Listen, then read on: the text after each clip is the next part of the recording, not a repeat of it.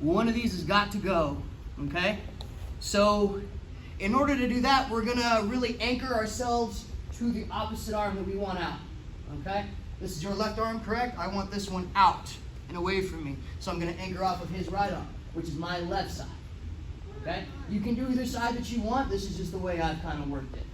All right, and this works especially well if you're trying to sit up and you're constantly like having somebody fight you with their hands. Like they're here trying to keep you pushed down, okay?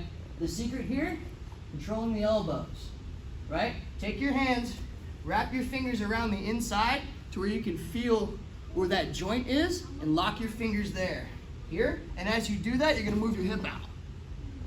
And that's gonna open these arms up, right? It's a nice fulcrum right in the center to open the hand up, right? And if they get real adamant about it, you move to the side and you wrist lock. All right, so if they really want to keep their hands pushing you down, wrist lock. So, but that's neither here nor there. So what we're going to do is we're going to do that exact motion. We're going to open the elbows, and as we do, we're going to, again, feet to the mat. And when I go feet to the mat, I want it to be difficult for him to tell whether my feet are open or closed. So as my feet open, my knees turn in, and they stay pinching around his hip. Here, I don't go like this. That's ridiculous. They're going to bring their arms out, and then you're in a whole world hurt. So here, knees stay in, and I'm going to scoot out to the side, and I'm going to go for a high overhook on one of the arms. Okay? As I get the high overhook, my feet are going to cross again, and now I'm leaning off to the side. Here. So I've got, this is a nice grip to work with also. Okay? Get the overhook, and we're pushing his head away. Because what he wants to do is if he re-squares with me, you know, all that was for nothing. Now he knows it's coming. So if I get especially kind of stuck here, I'll use this grip. Now if he tries to square with me, it's way more difficult, right? Because I'm framing on his head, okay? So now that I have my underhook, I'm gonna plant my foot again and I'm gonna scoot way out and pinch my knees down. See that?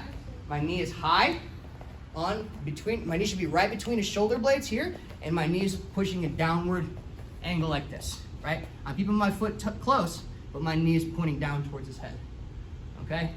Now that I can control the distance by extending myself away, I'm gonna force him to come towards me. All right? Because I release that grip, he's gonna start forcing his head to me all day. I mean, look at the angle I've created here, right? As he comes towards me, like I'm just having my hand out here to catch this hand, right? If it gets close enough, but I control the distance with my knees and my head. So if he comes towards me, all that's for naught, right? He comes towards me again. Right? It's really hard to get around. He's gonna have to really work on getting his posture back. So that's the big detail here. It's keeping the posture broken down, right? If you really need to, extend, crunch. Extend, crunch. That's the move right there. So as he comes at me, go ahead. Pushing away, catch the hand, triangle. Okay, so the ladder system once we get here. Do you guys want to drill that first and then go over finishing? Yep. Let's do that. All right, 1, 2.